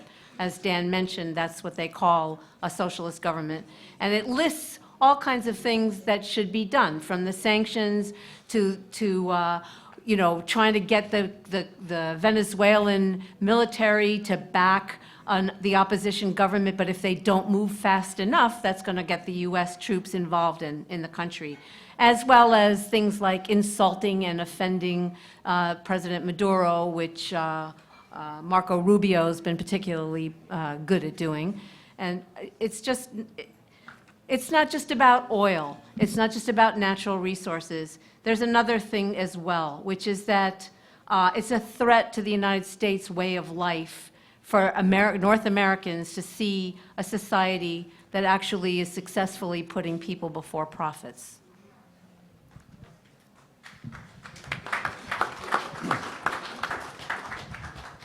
Hi, thank you. My name is Mitchell Cohen, and I'm the author of this book, The Fight Against Monsanto's Roundup, The Politics of Pesticides, also put out by Skyhorse. And that bears on the question I was going to ask. And Ann touched on some of that we know that Venezuela sits on the largest reserves of oil in the world. Yes. But it's not just about oil. That's a huge part of it. But the fight is also, people don't realize there are 7 countries in the world that don't allow the planting of genetically engineered seeds. Venezuela is one of them. And under Hugo Chavez, they passed the banning of Monsanto and the seeds from being planted, genetically engineered seeds. And the US, that was during the first attempted coup, and the US, which was funded by Monsanto, by the way, and people are not aware of the connections in addition to the oil. And I would like to see this, hear you both comment on that, and also to try and do outreach into the environmental movement and other movements to bring people in from these different movement streams so that we create a larger anti-imperialist movement and get rid of the United States from what they're doing. I can tell you that the gardens that we saw are all organically grown, and that, by the way, they're growing food to supply children for school free, and the rest of the food that they're growing is being sold at 50% below market rate to the communities. Yes, and of course, Cuba for years has been completely organic in terms of their agriculture, in large part because of the collapse of the Soviet Union and the sanctions. They haven't been able to get these other fertilizers, whatnot. So they're 100% organic. Cuba is also the only country in the world that the UN has certified as being CO2 neutral. CO2 neutral. So they have no carbon footprint. And again, as you mentioned, these are unacceptable things. But in Nicaragua, by the way, is one of the only countries in Latin America that is nearly 100% food sovereign, meaning they grow all the food they eat. And that's why they were able to get through this crisis over the summer. And again, I think it is worthy to talk about not just the fact that these countries don't consume, these pesticides we want to sell, but also U.S. policy, agricultural policy, is to displace domestic production. So they buy our stuff. Right? So you remember maybe that Bill Clinton said that he apologized. He said he destroyed Haiti's capacity to feed itself through his trade policies, which benefited, as in his words, it did benefit some Arkansas farmers who sold food to Haiti, but it undermined their ability to grow rice for themselves. Right? And NAFTA did the same thing to Mexico. NAFTA displaced 2 million small farmers in Mexico. You heard 3 million, yeah. And led to the real destruction of the social fabric in that country. And Mexico is how it is today because of that. So again, that is part of the issue. They don't want people growing their own food. They want us to buy our stuff. A lot of times our crap. Processed foods and whatnot. So. Thank you very much, Dan and Anne. I think that has been wonderful to be today here. I just want to mention a few things very quickly. One is when you mention, for example, that the United States was colluded with Saudi Arabia, that's something that is true. But it's also very important to mention that the Obama administration used fracking as a political weapon against Venezuela. The Obama administration, when you see the graphic from the Energy Department, USA Energy Department, you see that in the first years of the Obama administration, United States was producing almost 4 million barrels per day. At the end, United States was producing, of the Obama administration, at the end, United States was producing more than 11 million barrels per day. You add the amount of money, oil that was coming from Saudi Arabia, they overflowed the entire market and destroyed the price of the oil barrel. They did the same thing that basically they did in Chile when they basically released all the reserve of copper and they plumbed the price of copper. And it was a big problem for Salvador Allende at that moment. And another thing is that, they have been using against Venezuela almost everything that they have been using against Cuba. I'm very sure that everybody knows, most of the people here know the Peter Pan operation. But I'm very sure that not many people here knows that they tried the Peter Pan operation in Venezuela. They just, 2 years ago, they tried to get more than 200 children to Peru. And they wanted to take them from Caracas to Peru. And there was a huge propaganda orchestrated by the right wing in Peru. At that time was this, I don't remember his name, is this president that had an American name, and now I think that is in jail. And he was supposedly waiting in the airport for the children that were traveling from Caracas to Lima. And they wanted to transmit live stream from the airplane when the children were, traveling to freedom, basically. So, fortunately, the state was able to stop the Peter Pan operation. Most of the people have been incarcerated. Most of the people that were involved have been incarcerated, and they were unable to take anyone to Lima. I think that that's important because that's just one case, but they have been doing almost everything that they have been doing against Cuba. And the last thing is about the sea law. Yeah, the sea law is a very important sea law that prohibits the use of agrochemicals, especially Monsanto's and Bayer agrochemicals, and they want to dismantle the sea law. That was basically passed, I think that was in 2014, December 2014. Yeah. Thank you. Thank you, William. Thanks, William.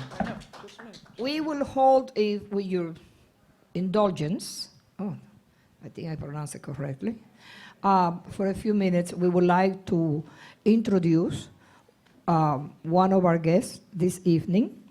It's compañero Rolando Vergara. Wow.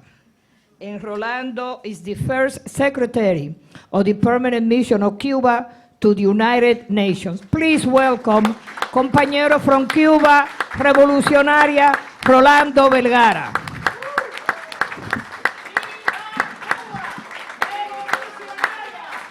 ¡Viva Cuba!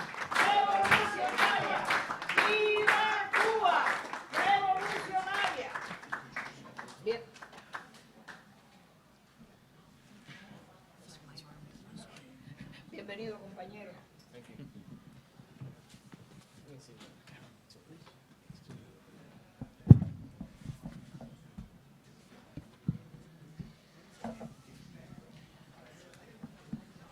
Thank you very much. Sorry, I'm running a little late. I just finished a meeting. And the mission, okay, yes, I'm so familiar with this. Okay, first an honor to be here, to see these beautiful people who made, with the solidarity with Cuba, Venezuela, and also with Nicaragua. So it's so important at this moment, as you mentioned before.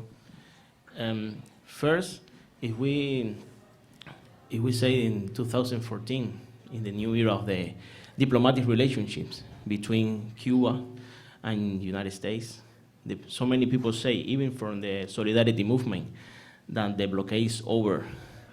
And the people say, okay, now the US citizen can travel to Cuba, can do this, can say that, but what happened?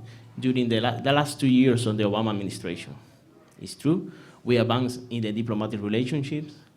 We made a lot of agreements in the agriculture, in the people-to-people interchange. So many persons was allowed to travel to Cuba to meet the Cuban reality and to transmit here, bring here what the Cuban citizens and what the Cuban people really is. Really are. So, but what happened since the very beginning of the Trump administration? Okay, we are at this moment on a step back and we continue back. And the people say, "Wow, the Cuban has to do this." Well, Cuba is always, we always be there. But what is the U.S. government wants to Cuba?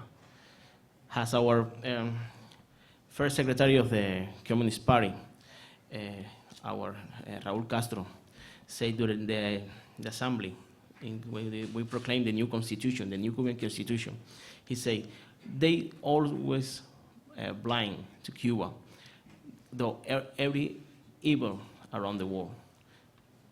What has happened with the propaganda? As you mentioned, they say that we have military positions in Venezuela, and we have 20,000 doctors. Person who save life, not to make military power to the President Maduro, how they say, regime. Cuba support the Bolivarian revolutionary revolution in Venezuela. We support because they follow, as Nicaragua,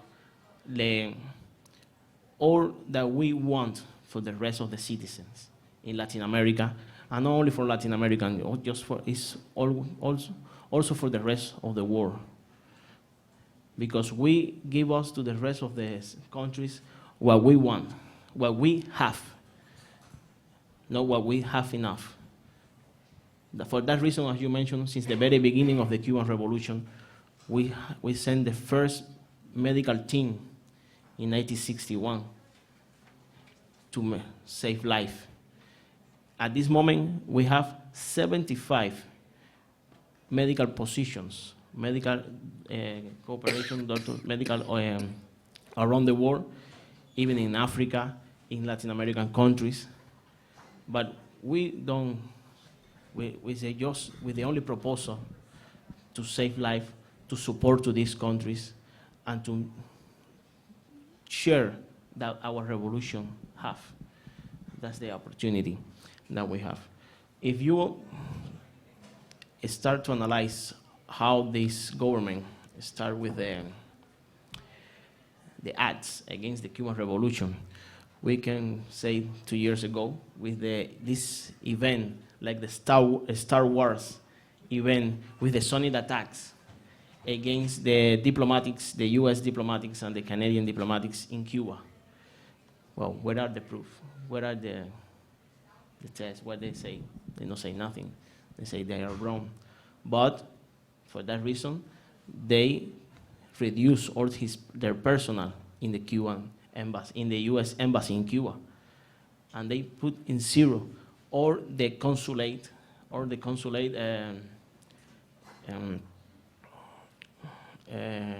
work that they do there. For that reason, now the Cubans have to travel to to Mexico, have to travel to some other countries to apply for a visa to come here to visit the families. Also, this is the only country around the world that the U.S. citizen can travel, can feel free to travel. How is possible? Because they say that you can use these Cuban institutions, you can send money to the Cuban government. So, what are we talking about? We have a lot of things, a lot of advance in the technologies, in the biotechnologies, in the medicines that we can share with the U.S. citizens, like the lung cancer vaccine with the Everpro-P. We have a lot of things that we can share, but it's impossible for you to have it here for this absurd policy against our country, against my country. Some weeks ago, this administration signed applying the Title III on the Helms-Burton law. So it's the first time that they signed it since 1996.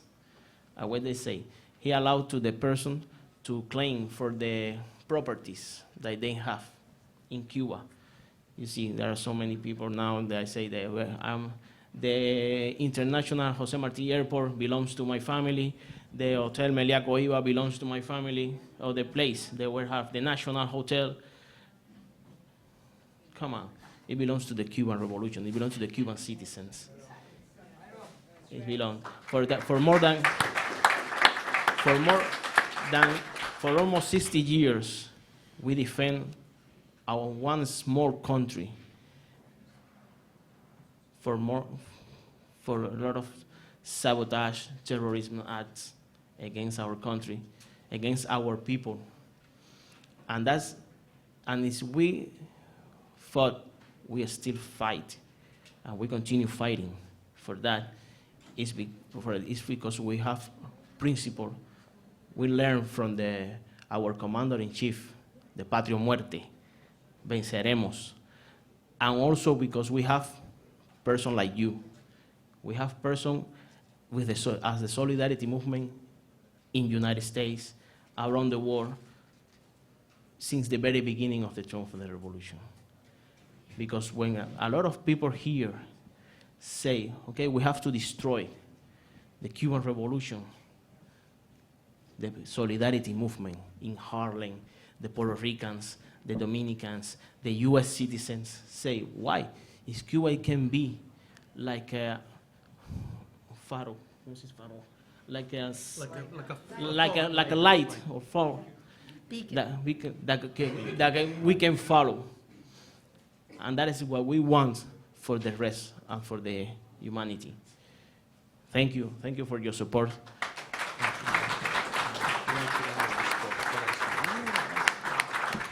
And thank you, Rolando, for the incredible inspiration and example of the Cuban Revolution and the Cuban people. Because of time constraints, we have, let me say this, and I think I'm paraphrasing somebody. The issue is not to say what is wrong. Our challenge is what are we going to do about it? And we would like to have, after the next 3 questions, to have our sister Pat Fry speaking about what are we going to do. So, and 3 more people, and then we will move to Pam. And please buy my book if you get a chance. Yes, and of course I'll sign it. Right. Yeah, I was also on the recent trip, and you know, the contrast between the day-to-day lives of what we saw people in Caracas and what goes on in the countryside. There is one, and William could speak to that. But the real point, I think, is that things are going to get much worse.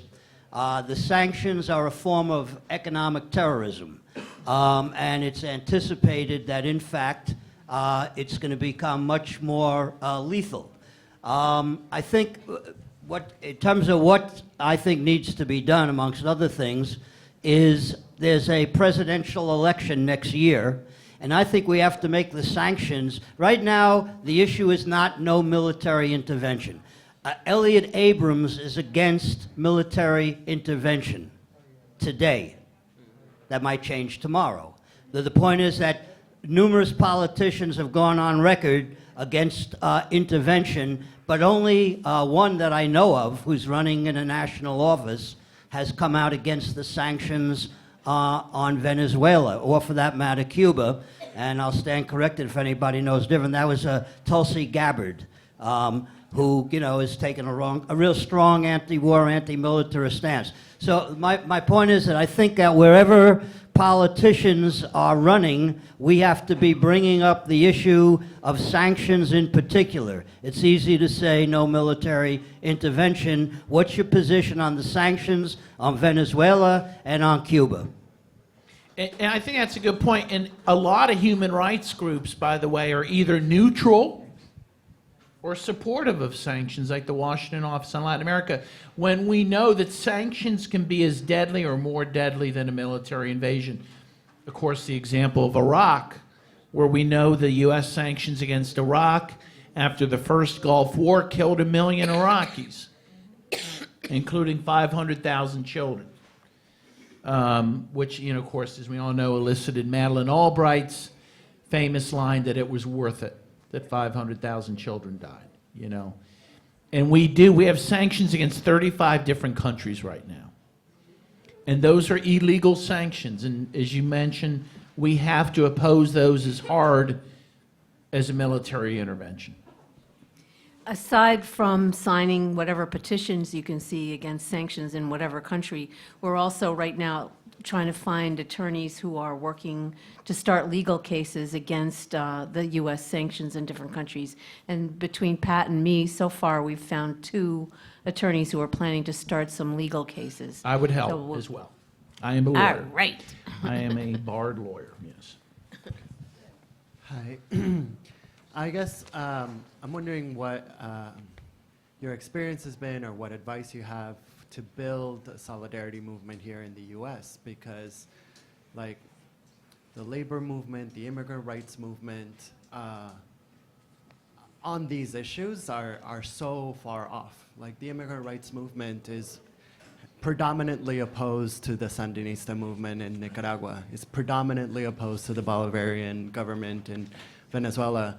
Are very vocal about it, and since everything's been happening with Guaido, there's massive numbers of Democrats that are now campaigning, you know, supposedly in solidarity with the Venezuelan people against the Bolivarian government. And so, you know, I know we had some like union leaders here. It's like, what does it take to create that shift so that there can be more solidarity of working class people and displaced people here in the US with the rest of the world? Like, what does it take to get SEIU to speak out and say, you know, we stand with the workers of Venezuela, of Nicaragua, and Cuba? Well, you raise, of course, the $64,000 question that a lot of us ask ourselves all the time. You know, when well, of course I sound old, I guess I am old, but you know, in the 80s we had this very vibrant solidarity movement with Central America, which a lot of people came out of, a lot of people in this room. And the only way to build such a thing is to educate people in forums like this. I mean, we have to educate people. We need to write letters to the editor. We need to go to places like Venezuela, go to Cuba, go to Nicaragua, and tell people the truth about what's happening there. That's been what has worked in the past, and also to bring folks from those countries up here to talk. And it's arduous work because I think it's harder and harder to get a voice in the mainstream press on these issues, but that's what we have to try to do. You know, you mentioned, the migrant issue. I mean, people have to know that while there are massive amounts of migrants coming from El Salvador, Honduras, and Guatemala, they're not coming from Nicaragua because the Sandinistas have created a stable, prosperous country. And if the U.S. gets its way and overthrows the Sandinista government, you're going to have massive migration. I mean, we have to look at what's happening in these countries when the U.S. goes to save them, right? The U.S. went and saved Libya, right? Obama and Clinton and Samantha Power. And what has it done? It's a failed state with slaves being sold in open markets. And those are the things we have to educate people about. What is it that the U.S. does when it saves a country? And I always go back to the quote from Eduardo Galeano.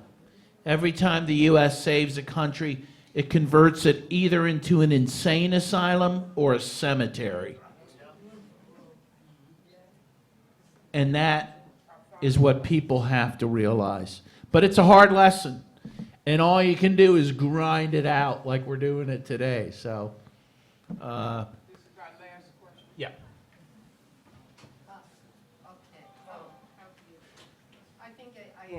Anyway, I have a question, but I want to say a few things.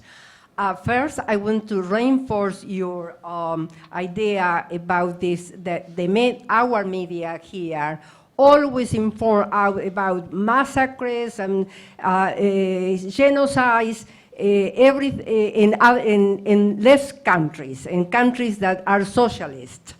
And, but you are right. For instance, our media never talk about what happened in El Salvador, El Mozote, where the whole village was killed by, people, yeah. Yes, disappeared. No, the whole village was killed by the paramilitary supported by the USA. I sick and tired of this media that we don't have the real information. So my question has to do with this too. But I would like to say too that, this is the imperialist and the capitalist USA that had committed genocide and atrocities in Latin America. I mean, if we count all the countries in Latin America, the USA have intervened and killed people without any conscience, then we really have a Holocaust produced by USA. I was in Venezuela twice. I think in 2008 and 2010. And what I saw in Venezuela was, I don't have the words to describe how well I was, my feelings, seeing the missions, for instance, the healthcare, the education. I went to the mountains where people have been forgotten from the beginning of the history, and Chavez there took the idea was, well, if they want to study medicine, instead for them to come to Caracas, we'll take the university to the mountains, and the children playing instruments and learning. So I have really an admiration for Venezuela, and I feel very, very hurt that anything can happen to Venezuela, because as you said, if Venezuela is gone, Latin America is gone too. And Cuba, of course. I have been in Cuba too, but since we are talking about Venezuela. My question because I has been so worried about Venezuela, I have been going to different presentations. Two of them were from NACLA. I don't know if you know NACLA, yes, the organization. Yes. And I'm very concerned because many of the speakers, that they are academics, and some of them are professors here in USA. I have some names here. The idea is, well, that Venezuela can go on, but without Maduro. There is criticisms coming from these young people from the academia, and I'm very worried about this spreading news that are not correct and are going into colleges and schools. So my question has to do with that, and is what do we do to bring the real truth about Venezuela, Cuba, Nicaragua, and Latin America in general to the colleges, to the schools, to the people, because this is getting spread out false and truly information. Yes, well, again, it really relates to the question from our other comrade that, we need to have teach-ins on campuses. We need to teach on campuses. I teach international human rights at a law school, and, the whole thrust of it is really anti-imperialism. Again, the idea, unlike a lot of people who are looking for the next place to invade to bring human rights, the question should be, where should we get out of? Right now the U.S. is supporting the worst humanitarian disaster on earth in Yemen. It really is a genocide. Millions will die. Millions. And that's where our focus should be, getting the U.S. out of places, not into places. But that really requires a change in perspective and the change in the American mindset and all that, and that can only be done through writing and teaching, teach-ins on campus, teach-ins like this. Again, there's no easy way to do it, but that's what we have to do, and we have to challenge this idea that the U.S., that the 82nd Airborne is a human rights organization. It's not. And people need to realize that. I just want to add that it's a fundamental principle of international law that no country has the right to intervene in the internal affairs of another sovereign nation. So the point isn't, do you think that everything Maduro or any other government is doing is correct? Do you agree with everything? That's a basic fundamental principle. And I think it's pretty easy to say to people, well, if you don't like Trump, how would you feel about some other country coming in here and invading us and picking somebody, and putting them in the presidency and declaring them the president, and then going around and threatening other countries with trade agreements and everything else if they don't support your position. So that's one thing. Another thing I'd like to say is that in addition to everything Dan said, you can go out on the street and talk to people, and that's what we do in an organization that I'm a member of, which is Brooklyn for Peace. We have tables at street fairs, and we go out on the street and we talk to people. And overwhelmingly, people are not aware of what wars we're involved in, or what countries we have sanctions against, or what our principles are. And overwhelmingly, the initial reaction is, oh, well, how does that affect me? And what we do is have campaigns. And one of the campaigns which Pat is going to be talking about more is a campaign that's called Move the Money.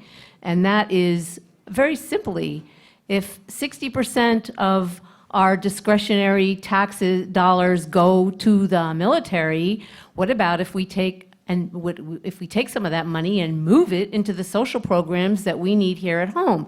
And all of a sudden, people become a little bit more interested in hearing you talk about what we're actually doing with those military dollars. So, and let me just add to this. I think I need this. Let me just add to that question For of what else television. we can do.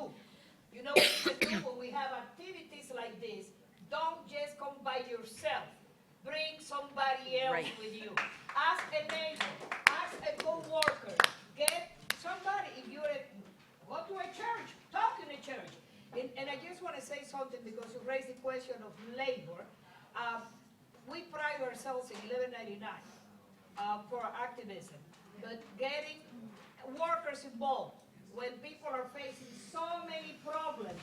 Also, you have to link what is the relationship between what we're going through in this country and how that relates to international issues. And that's what I quoted Amilcar Cabral, that solidarity is not because I feel sorry for the Nicaraguans, it's because defending Nicaragua is defending ourselves. Defending Puerto Rico, the right of the Puerto Ricans, is defending ourselves. And as a child, born, raised, and participated in a popular uprising in 1965 in the Dominican Republic, throughout Latin America, we all have histories of U.S. invasion, from Mexico all the way, when they did not invade us with Marines, they invaded us with the CIA. But I get too carried on and I have talking about that. let me take the opportunity to introduce also that we have with us 3 representatives of our fellow country nation of Nicaragua. We have with us Manuel Madrid, Alina Arguello, and most important to me, my former colleague, because we were both organizers in 1199, and after the coup, we organized the first delegation of trade unionists to go to Venezuela to express solidarity to the Nicaraguan revolution, and we have continued to do that in 1199. My brother, compañero de lucha, compadre, I don't know what else to call you, Jaime Hermida, ambassador and the permanent representative at the UN. All right. And Jaime will be around, and I think that the most important thing, we can all give testimony of the suffering of the people in Latin America because of the boots of the Marines, the 82nd Airborne. Absolutely. But I think the issue, again, I said before, is not to say what's wrong. It's what the heck we're going to do to correct the wrongs and how we're going to engage other people. Pat, please. Thank you, Estela. Thank you.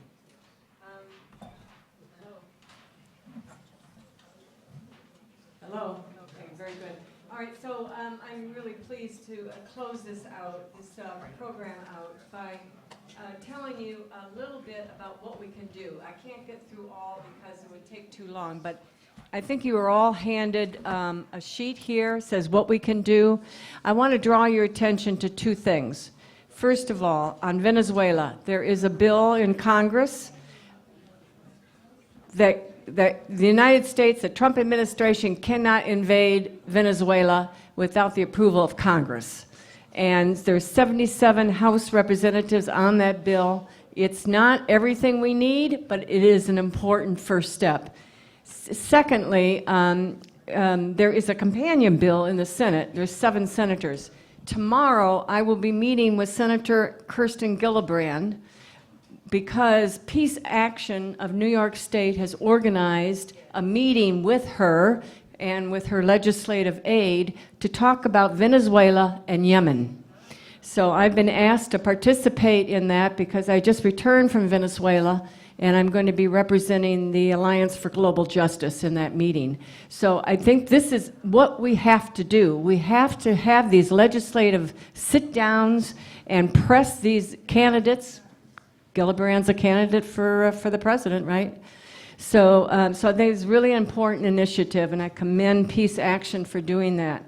And then lastly, the Move the Money campaign, which is a very serious campaign that began a few months ago, and we're trying to get our city council people onto a bill that would require hearings to talk about the debilitating consequences of the military budget of this country and what it means to have so much money go into the military and not into what we need here at home. So we're getting a lot of traction now. Several city council people have signed on to this, and so we're hoping that people will, get on this. There's a postcard campaign and a petitions, and you'll hear more about that because we all have your email addresses now, so you'll hear more about it. Okay. There are postcards on that table right over there. You don't need to leave without signing a postcard. We need to have your zip code on there. We can look up who your council person is. It's Resolution 747. It's in the council office now, but we need to get it off. We need to have people co-sponsoring it, council people co-sponsoring it. So what's happening right now is that people are signing, what the purpose of the postcards is is that they will be mailed by people who are in the Move the Money movement to your council person, asking them to co-sponsor Resolution 747. So their postcards are on the table, there are pens there, and there's a box to put your signed postcard into when you're finished. Thank you. I'm going to quote Reverend Jesse Jackson. He says all the time that a meeting should end the same day that it began. So thank you. I have noticed a lot more empty seats. Thank you very much for your presence here tonight. Let's continue doing the work, and the people will win. The people will win. There's more of us than of them. We are the 99%. So please, also the book is available. Dan, will you go to the table? Yeah. Okay. Please. Yeah. The books are, how much is the book? $20. The books are $20. Is right here. We have the plot to overthrow Venezuela. Please buy it. And I usually end up buying 2 books because I give a book to somebody else that should read it. Usually my grandchildren. Thank you very much. Y la lucha continúa. La lucha continúa. Pat, I don't have a slide. So that's great. You did. Hi. Sorry, Mike.